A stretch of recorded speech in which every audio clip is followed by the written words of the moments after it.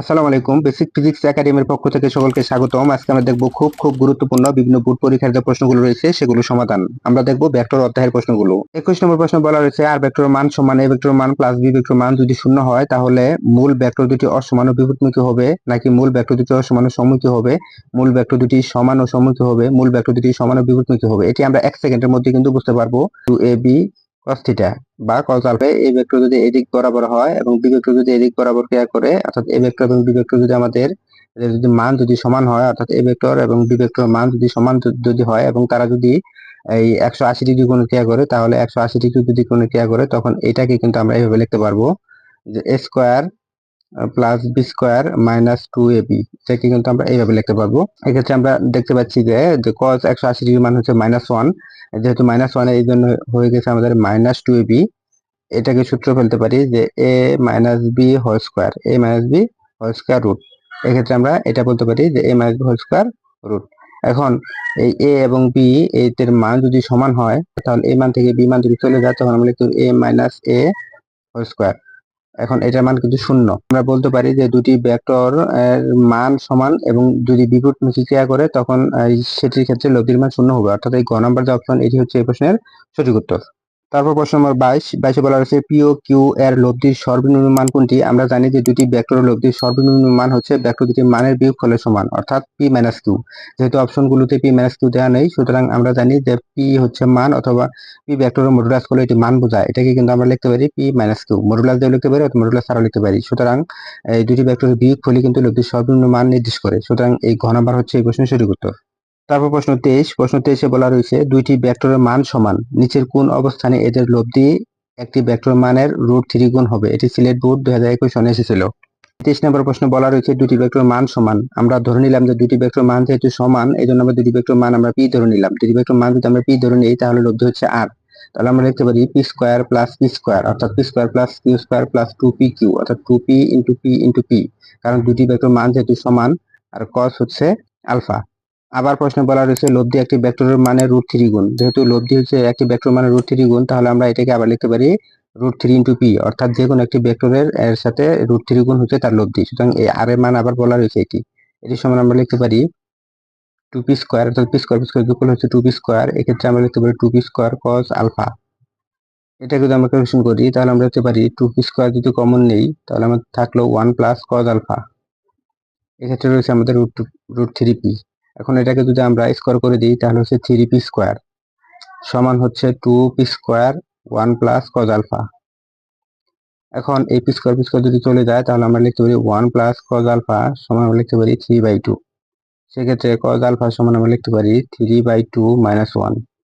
সেক্ষেত্রে cos alpha সমান আমরা লিখতে পারি হাফ।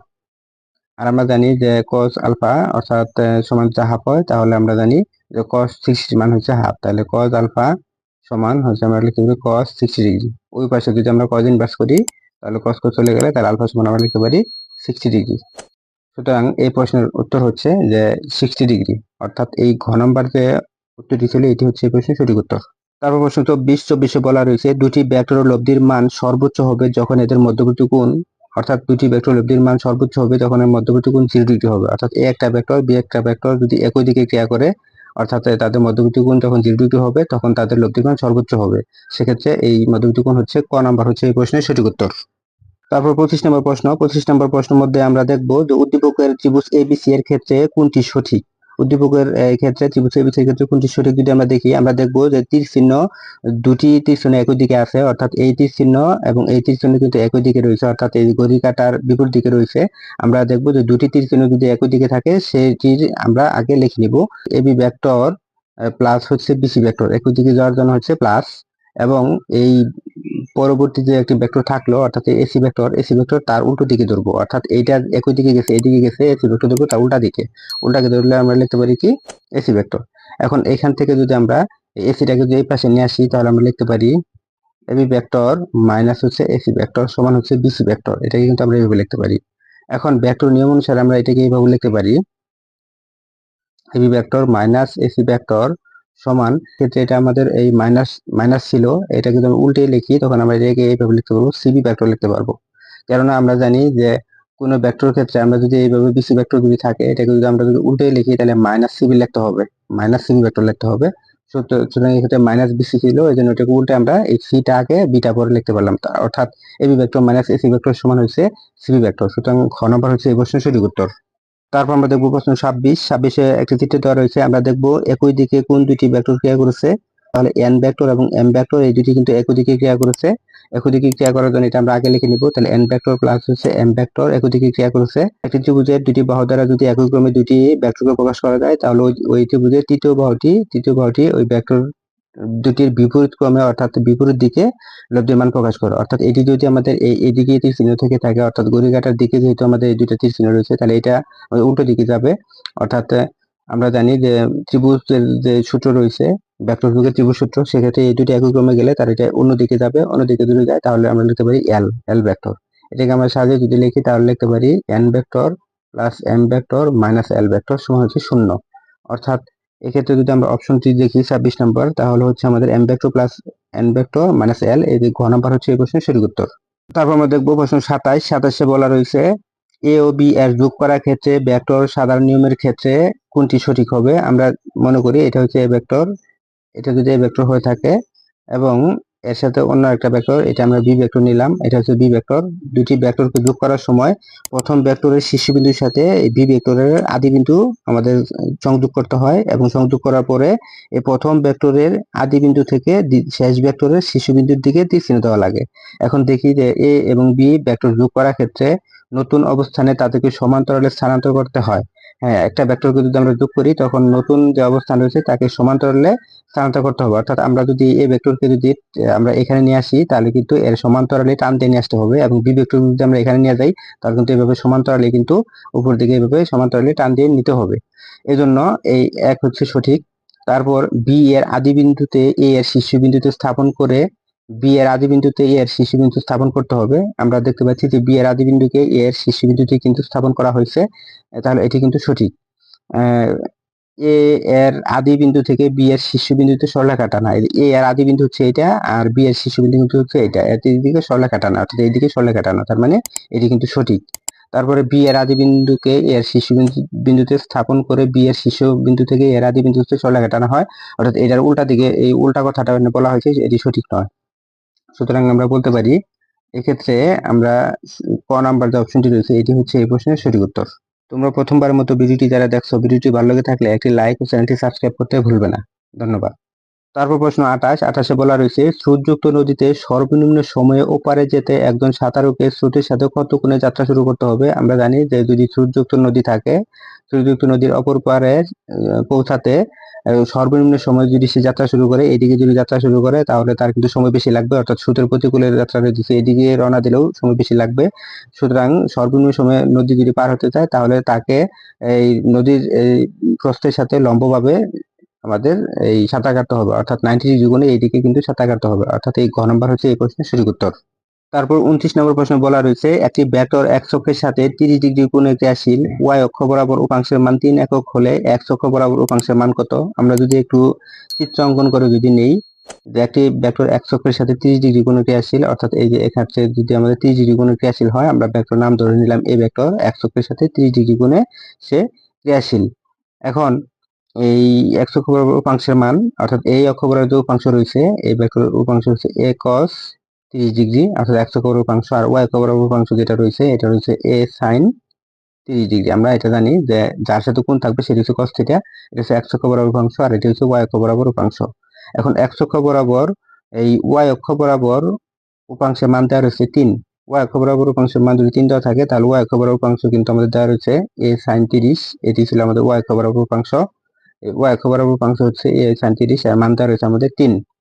এর মান যদি 3 দেওয়া থাকে তাহলে এটাকে যদি আমরা ক্যালকুলেশন করি তাহলে a sin 30 এর মান হচ্ছে হাফ, তাহলে 3, এক্ষেত্রে এর মান ছিল আমাদের 6। যেহেতু এর মান 6 পেয়েছি, এবং আমাদের প্রশ্নের মধ্যে চেয়েছে x অক্ষ বরাবর উপাংশের মান কত।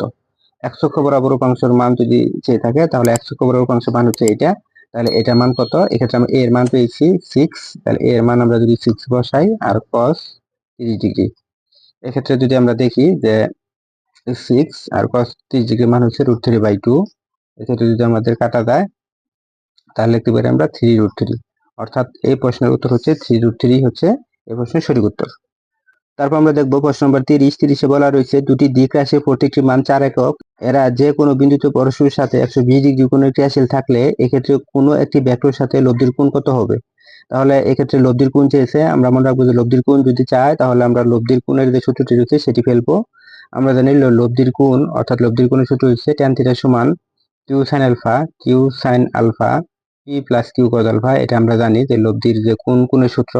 এক্ষেত্রে লব্ধির কোণের এই থিটাটা চেয়েছে, তাহলে থিটাটা যদি চেয়ে থাকে তাহলে আমরা লিখতে পারি, বলা রয়েছে যে দুটি ভেক্টরের মান প্রতিটি মান 4 একক। এই যে প্রশ্নের মধ্যে বলা রয়েছে প্রতিটি মান হচ্ছে 4 একক এবং এরা পরস্পরের সাথে 120 ডিগ্রি কোণে ক্রিয়াশীল। যেহেতু প্রতিটি মান 4 একক তাহলে লিখতে পারি ফোর সাইন আলফা মানে 120 ডিগ্রি কোণে ক্রিয়াশীল, তাহলে পি এর মান 4 এবং কিউ এর মান হচ্ছে 4, তাহলে cos 120 ডিগ্রি। এখন এটাকে আমরা লিখতে পারি 4, এই সাইন 120 ডিগ্রি যেটা মান রয়েছে সেটা মান রয়েছে √3/2 এবং এটাকে লিখতে পারি আমরা 4 + 4 cos 120 ডিগ্রি মান হচ্ছে -1/2, এর মান হচ্ছে আমাদের -1/2। সুতরাং এক্ষেত্রে আমরা কাটাকাটি করলে হচ্ছে আমাদের -2, যদি 2 দুগুণে 4 কাটাকাটি করলে লিখতে পারি আমরা 2√3 আর নিচে হচ্ছে আমাদের এই 4 - 2, অর্থাৎ এক্ষেত্রে যদি আমরা ক্যালকুলেশন করি তাহলে আমরা যেটা পাবো 2√3/2, এক্ষেত্রে কাটাকাটি থাকলো আমাদের √3। এখন আমরা জানি যে tan 60 ডিগ্রি সমান হচ্ছে আবার √3। সুতরাং আমরা বলতে পারি কিন্তু যে থিটার মান হচ্ছে 60 ডিগ্রি, অথবা এটাকে আমরা tan ইনভার্স করে দিতে পারি। আমরা যদি tan ইনভার্স করে দিই তাহলে আমরা লিখতে পারি যে থিটা সমান tan ইনভার্স √3, এর মান আসবে আমাদের 60 ডিগ্রি। সুতরাং এই 60 ডিগ্রি হচ্ছে এই প্রশ্নের সঠিক উত্তর, অর্থাৎ গ নম্বর হচ্ছে সঠিক উত্তর। তারপর আমরা দেখবো খুব মজার একটি প্রশ্ন, এটি ময়মনসিংহ বোর্ড 2024 সালে এসেছিল। পানি থেকে 19.6 মিটার উপরে থাকা ব্রিজ থেকে একটি বস্তুকে নৌকার উপর ফেলার জন্য ছেড়ে দেওয়া হলো, তখন নৌকাটি ব্রিজ থেকে 6 মিটার দূরে থাকলে নৌকার দ্রুতি কত হবে? তার মানে প্রশ্নতে বলা রয়েছে যে একটি ব্রিজ রয়েছে, এই ব্রিজের উপর থেকে, অর্থাৎ এটা যদি ব্রিজের উপর হয়, ব্রিজের উপরের উচ্চতা রয়েছে 19.6 মিটার। এই ব্রিজের উপর থেকে একটি নৌকা এই ব্রিজের তল দিয়ে আসতেছে, নৌকাটা এখানে আসছে, নৌকাটা যখন আসলো, অর্থাৎ এখানে যখন আসলো তখন এই বস্তুটি উপর থেকে ছেড়ে দেওয়া হলে নৌকার উপর পড়বে। এক্ষেত্রে তার নৌকার দূরত্ব রয়েছে 6 মিটার, অর্থাৎ এই ব্রিজ থেকে নৌকাটির দূরত্ব রয়েছে 6 মিটার। এখন নৌকাটি যখন এই ব্রিজের নিচে আসলো তখন বস্তুটি তার উপরে পড়লো। এখন বলা ছিল যে নৌকাটির দ্রুতি কত, অর্থাৎ নৌকাটির বেগ কত, এটি আমাদের চেয়েছে যে নৌকাটির বেগ কত। এখন আমরা দেখব যে ব্রিজ থেকে উচ্চতা 19.6 এবং নৌকাটির ব্রিজ থেকে ছিল 6 মিটার দূরে থাকলে নৌকার দ্রুতি কত হবে, এটি আমরা বের করব। আমরা জানি বেগ b সমান হচ্ছে s/t। এক্ষেত্রে s এর মান দেওয়া রয়েছে আমাদের 6 এবং সময় কিন্তু দেওয়া নেই, সময় দেওয়া রয়েছে আমাদের t। এই আমাদের t এর মানটা আমরা এখানে বের করব। আমরা জানি যে নৌকাটি যখন এখানে ছিল, নৌকাটি এখান থেকে যখন সে 6 মিটার পথ অতিক্রম করে যখন সে এখানে চলে আসলো, অর্থাৎ এখানে এর উপরে কিন্তু ব্রিজ রয়েছে, এর উপরে রয়েছে আমাদের ব্রিজ। যখন এখানে নৌকাটি যখন আসলো তখন কিন্তু উপর থেকে এই বস্তুটি পড়লো, অর্থাৎ এক্ষেত্রে বস্তুটি পড়তে যতটুকু সময় নিছে ঠিক ততক্ষণ সময় কিন্তু নৌকাটিকে এই সামনেটুকু অগ্রসর হইতে হয়েছে। এজন্য এই সময়টা আমরা বের করে নেব। আমরা জানি h সমান ut plus half dt square, এটা আমরা জানি। এক্ষেত্রে আমরা লিখতে পারি হাফ dt স্কয়ার সমান আমরা লিখতে পারি আদিবেগ যেহেতু শূন্য, অর্থাৎ বস্তুটির ক্ষেত্রে আদিবেগ শূন্য ছিল, সমান লিখতে পারি আমরা h। এক্ষেত্রে আমরা লিখতে পারি t স্কয়ার সমান 2h/g। এক্ষেত্রে আবার আমরা এটাকে যদি একটু ক্যালকুলেশন করি তাহলে লিখতে পারি t সমান 2h/g। এটাকে লিখতে পারি আমরা √2h মান ছিল 19.6, যে মান ছিল 9.8। এটাকে যদি আমরা ভাগ করি তাহলে এটাকে পাবো আমরা 4 এবং 4 কে ক্যালকুলেশন করলে পাবো 2। সুতরাং আমরা দেখতে পেলাম যে সময় কিন্তু আমরা 2 পেয়েছি। এখন সময় যদি 2 পেয়ে থাকি তাহলে এখানে আমরা যদি বসাই দিই, অর্থাৎ 1 নম্বর যদি বসাই দিই তাহলে আমরা লিখতে পারবো যে বেগ b সমান s/t, যেহেতু s এর মান ছিল আমাদের 6 এবং t এর মান ছিল 2, তাহলে আমরা কাটাকাটি করলে পাবো 3 মিটার পার সেকেন্ড ছিল ওই নৌকাটির বেগ, অর্থাৎ এই ঘ নাম্বার হচ্ছে এই প্রশ্নের সঠিক উত্তর। আমরা এখন দেখবো 32 নম্বর প্রশ্নটি। এটি বিভিন্ন বোর্ড পরীক্ষা এসেছে, এটি রাজশাহী বোর্ড 23 সালে এসেছে। এখানে একটি চিত্র দেওয়া রয়েছে, চিত্রের ক্ষেত্রে আমরা দেখতে পাচ্ছি যে ও এ বি সি ক্ষেত্রে ক্ষেত্রফল চেয়েছে। ও এ বি সি অর্থাৎ ও এ বি সি এই এই সামুদ্রিকের ক্ষেত্রের ক্ষেত্রফলটি চেয়েছে। আমাদের এই চিত্রটি আগে বুঝতে হবে। আমরা দেখবো যেটি ওয়াই অক্ষ বরাবর, এটি হচ্ছে এক্স অক্ষ বরাবর, এটি হচ্ছে জেড অক্ষ বরাবর। এক্ষেত্রে এই বি বিন্দু স্থানাঙ্ক দেওয়া রয়েছে 1 1 2। আমাদের মনে রাখতে হবে এই ক্ষেত্রে এই বিন্দুটি কিন্তু পড়েছে এক্স অক্ষ এবং ওয়াই অক্ষ এর মধ্যে, এই জন্য এক্স অক্ষ আর ওয়াই অক্ষের মধ্যে স্থানাঙ্কটি হচ্ছে 1 1, অর্থাৎ এই বিন্দুর স্থানাঙ্ক হচ্ছে আমাদের 1 1। ঠিক একইভাবে আমরা যদি সি বিন্দুর স্থানাঙ্কটি ধরি, সি বিন্দুটি কিন্তু শুধুমাত্র জেড অক্ষের উপর পড়েছে, শুধুমাত্র জেড অক্ষের উপর পড়ার জন্য সি বিন্দুর স্থানাঙ্ক কিন্তু শুধু 2, অর্থাৎ 0 0 2, অর্থাৎ 0 0 2। এটি কিন্তু হচ্ছে আমাদের এটা, আর এটা স্থানাঙ্ক হচ্ছে 1 1 0, অর্থাৎ এই ক্ষেত্রে আমাদের এই এক্স অক্ষ বরাবর আর ওয়াই অক্ষ বরাবরের ভিতরে যেহেতু পড়েছে, এই জন্য আমরা এক্স অক্ষ এবং ওয়াই অক্ষের স্থানাঙ্কটি নিব। এখানে কিন্তু আমাদের 1 1 0টাও লিখতে পারি 1 1 0, অর্থাৎ এটি হচ্ছে 1 1 0। এখন ও এ বিসি ক্ষেত্রের ক্ষেত্রফল আমরা জানি যে সামুদ্রিকের যদি ক্ষেত্রফল বের করি, তাহলে সামুদ্রিকের ক্ষেত্রফল বের করার সময় এই সামুদ্রিকের যে দুটি সন্নিহিত বাহু থাকে, অর্থাৎ ও এ বাহু, এই যে আমরা যদি লিখি যে ও এ বাহু এবং হচ্ছে ওসি বাহু, এই দুইটি সন্নিহিত বাহু এর ক্রস গুণফলই কিন্তু ক্রস গুণফলের মান, অর্থাৎ এই ক্রস গুণফলের মান কিন্তু সামুদ্রিকের ক্ষেত্রফল নির্দেশ করে। এটাই কিন্তু ক্ষেত্রফল নির্দেশ করে। আমরা এটাই বের করে দেখব। এখন আমরা যে ওয়ে ভেক্টরটি পেয়েছিলাম, ওয়ে ভেক্টর মান পেয়েছিলাম আমরা 1 1 0, অর্থাৎ এটি এক্স আর ওয়াই অক্ষ বরাবর ছিল, এই জন্য 1 1 0। আবার একইভাবে ওসি যে ভেক্টর, এটি আমরা পেয়েছিলাম ওসি ভেক্টরের ক্ষেত্রে 0 0 2, অর্থাৎ শুধুমাত্র জেড অক্ষের উপর অবস্থিত ছিল, এই জন্য হচ্ছে শুধুমাত্র 2 0 0 2। এখন এটাকে যদি আমরা ওয়ে ভেক্টর আর হচ্ছে ওসি ভেক্টরকে যদি আমরা ক্রস করি, তাহলে আমরা যেটা পাবো আই, এক্ষেত্রে লিখবো জে, এক্ষেত্রে লিখবো আমরা কে। আই জে কে লিখবো, লেখার পরে আমরা 1 1 0 0 0 2 লিখবো, এটাকে ক্রস করব। অর্থাৎ এই যদি নির্ণয় করা হয়, সেক্ষেত্রে হচ্ছে আমরা যদি আই যদি নেই, তাহলে আমরা পাবো 2 0, তারপর মাইনাস জে যদি নেই, তাহলে আমরা পাবো এই কলাম বাদ আর এই কলাম বাদ, এই সারি বাদ, সেক্ষেত্রে পাবো আমরা 2 0। তারপর আমরা প্লাস কে নেব, এটা বাদ আর এটা বাদ, তার 0 0। এটাকে যদি আমরা আরো একটু ক্যালকুলেশন করি, তাহলে লিখতে পারি 2i মাইনাস হচ্ছে 2j। এখন যদি এর মান আমরা বের করি, অর্থাৎ ওয়ে ভেক্টর ক্রস হচ্ছে ওসি ভেক্টর, এর মান তাহলে মডুলাস করতে হবে। এর মান হচ্ছে আই সহগের বর্গ, তার মানে 2 স্কয়ার, প্লাস হচ্ছে জে সহগের বর্গ মানে মাইনাস 2 স্কয়ার। সেক্ষেত্রে এটা হচ্ছে আমাদের 4 প্লাস 4, অর্থাৎ এটা লিখতে পারি √8। এটাকে যদি আমরা ক্যালকুলেশন করি, তাহলে এটাকে আমরা লিখতে পারি 4 ইন্টু 2, অর্থাৎ এটাকে লিখতে পারি 2√2, অর্থাৎ 2√2 হচ্ছে এই ওয়ে বিসি সামুদ্রিকের ক্ষেত্রের ক্ষেত্রফল। সুতরাং এই ঘ নম্বর যে অপশনটি রয়েছে, এটি হচ্ছে এই প্রশ্নের সঠিক উত্তর। তোমরা প্রথমবারের মতো যারা ভিডিওটি দেখছো, ভিডিওটি ভালো লাগে থাকলে একটি লাইক ও চ্যানেলটি সাবস্ক্রাইব করতে ভুলবে না। ধন্যবাদ। তারপর আমরা দেখবো প্রশ্ন 33 বলা রয়েছে এ একটি ভেক্টর মান দেওয়া রয়েছে, বি একটি ভেক্টর মান দেওয়া রয়েছে এবং আর তাদের লব্ধি ভেক্টর। নিচের কোনটি সঠিক? যেহেতু আর লব্ধি ভেক্টর, তাহলে ভেক্টরকে আমাদের যোগ করা লাগবে। যদি যোগ করি, তাহলে এক্ষেত্রে দেখতে পাচ্ছি যে প্লাস 3i, এক্ষেত্রে মাইনাস 3i, তাহলে এটা 0 হয়ে যাবে। এক্ষেত্রে মাইনাস 4j, এক্ষেত্রে আবার প্লাস 4j, এটি 0 হয়ে যাবে। তার মানে লব্ধির মান কিন্তু 0 হবে। আর কোনো ভেক্টরের মান যদি 0 হয়, তখন সেটি কিন্তু নাল ভেক্টর হয়ে থাকে। সুতরাং আর ভেক্টর একটি হচ্ছে নাল ভেক্টর, অর্থাৎ গ নম্বর হচ্ছে এই প্রশ্নের সঠিক উত্তর। তারপর আমরা দেখবো প্রশ্ন 34 এর মধ্যে একটি চিত্র দেওয়া রয়েছে। এই ক্ষেত্রে দেখতে পাচ্ছি যে এটি হচ্ছে জেড অক্ষ এবং এটি হচ্ছে ওয়াই অক্ষ। এখন এই জেড অক্ষ আর ওয়াই অক্ষের এই দিক বরাবর একটি ভেক্টর ক্রিয়া করছে, সেটি হচ্ছে 20 নিউটন। এক্ষেত্রে 1 ডিগ্রি কোণের ক্রিয়া করেছে। এক্ষেত্রে তাহলে এই কোণটি আমরা বলতে পারি যে 90 - 31 সমান হচ্ছে 59 ডিগ্রি, অর্থাৎ 59 ডিগ্রি কোণে কিন্তু এই দিক বরাবর এই ক্রিয়া করেছে। এখন প্রশ্ন চেয়েছে ওজেড বরাবর বলের উপাংশ কত। তাহলে আমরা দেখতে পাচ্ছি ওজেড বরাবর বলের উপাংশ যদি আমরা চিন্তা করি, তাহলে এক্ষেত্রে বল হচ্ছে এফ, এফ কস 59 আমরা বসাবো, এফ কস বসাবো 59। 59 কেন? কারণ এই কোণটি কিন্তু 59, এর জন্য আমরা এফ এর মান বসাবো 20, অর্থাৎ এফ এর মান যদি 20 হয় আর কস 59 এর মান যদি আমরা গুণ দিই, তখন আমরা পাবো 10.30, অর্থাৎ 10.30 হচ্ছে এই প্রশ্নের সঠিক উত্তর, অর্থাৎ ক নম্বর হচ্ছে এই প্রশ্নের সঠিক উত্তর।